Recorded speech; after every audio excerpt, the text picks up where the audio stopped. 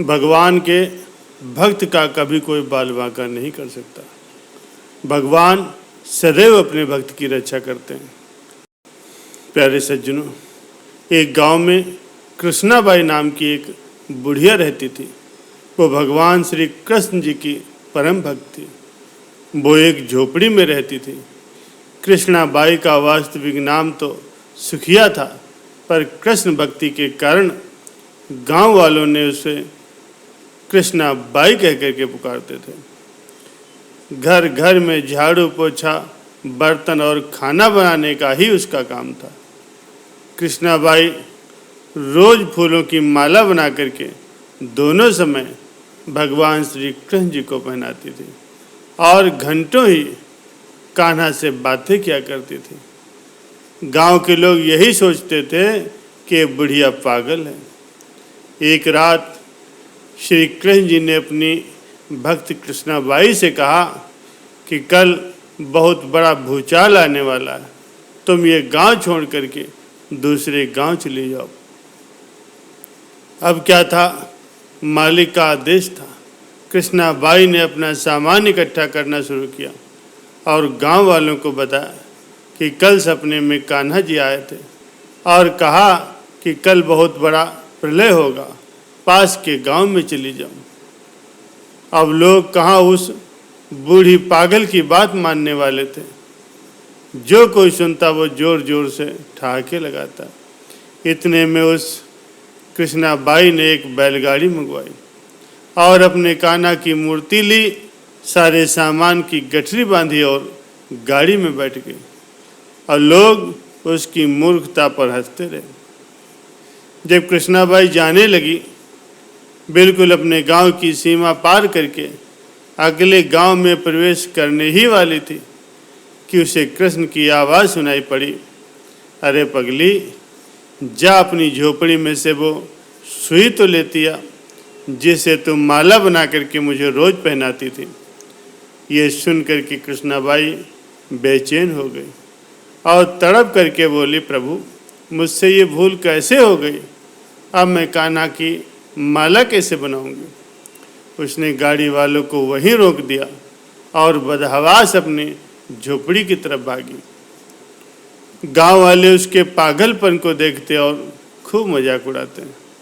कृष्णाबाई ने झोपड़ी में तिनकों में फंसा के रखी हुई सुई को निकाला और फिर पागलों की तरह दौड़ती हुई बैलगाड़ी के पास वापस आई। गाड़ी वाले ने कहा, माई, तू क्यों बेकार में परेशान है? कुछ नहीं होने वाला।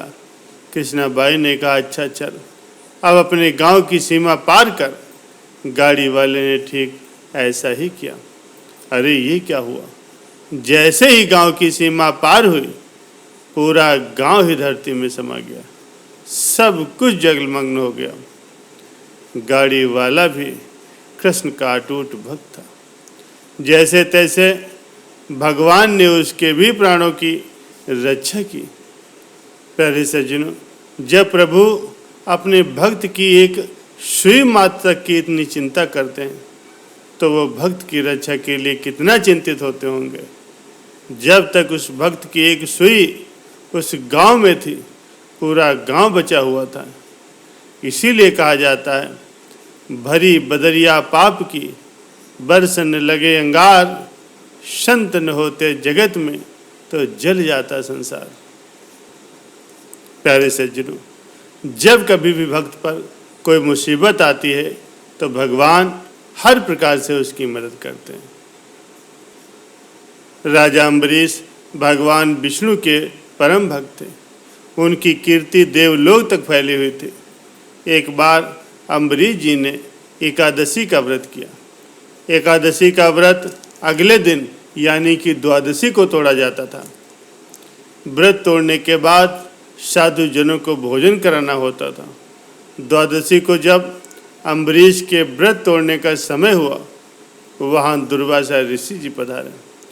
अम्बरीश ने दुर्वासा से पहले भोजन करने का आग्रह किया। दुर्वासा ने अम्बरीश का आग्रह स्वीकार कर लिया।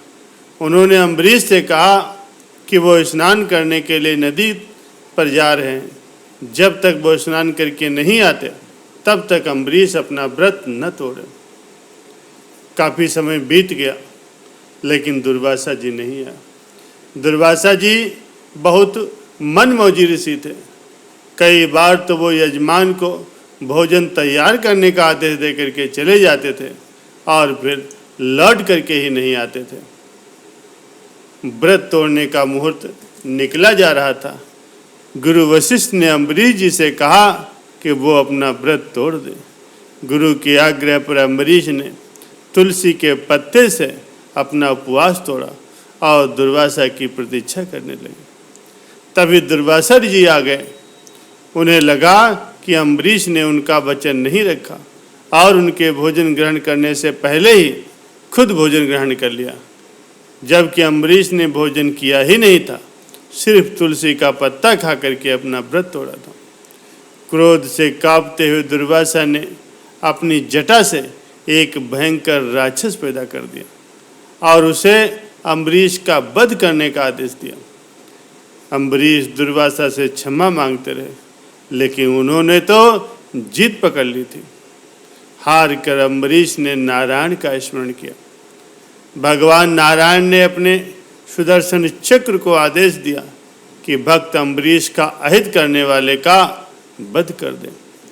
सुदर्शन चक्र ने राक्षस का वध करके अम्बरीश की रक्षा की। राक्षस को पैदा करके अम्बरीश का अहित करने की कोशिश तो दरअसल दुर्वासा ने की थी। इसीलिए अपने स्वामी के आदेश पर सुदर्शन चक्र अब दुर्वासा का पीछा करने लगा। भयभीत दुर्वासा ऋषि जान बचाने के लिए भागे। दुर्वासा ब्रह्मा जी के पास गए। ब्रह्मा जी ने कहा, सुदर्शन चक्र को रोकने की सामर्थ्य उनमें नहीं, आप शिव जी से सहायता लीजिए, क्योंकि सुदर्शन तो उनका ही अस्त्र है। दुर्वासा शिव जी के पास पहुँचे। शिव जी ने भी हाथ खड़े कर दिए। उन्होंने कहा, मैंने तो सुदर्शन नारायण को दे दिया, इसीलिए अब वही उसके स्वामी। सुदर्शन को तो श्री हरि ही रोक सकते हैं। शिव जी ने दुर्वासा को सुझाव दिया कि वो अम्बरीश से क्षमा मांग ले। दुर्वासा ने अम्बरीश से क्षमा मांगी। अम्बरीश ने नारायण को याद किया और दुर्वासा की रक्षा के लिए प्रार्थना की। सुदर्शन चक्र श्री हरि जी के पास वापस लौट गया। इस प्रकार से भगवान ने अपने भक्त अम्बरीश की रक्षा की और दुर्वासा ऋषि को भी सबक सिखाया।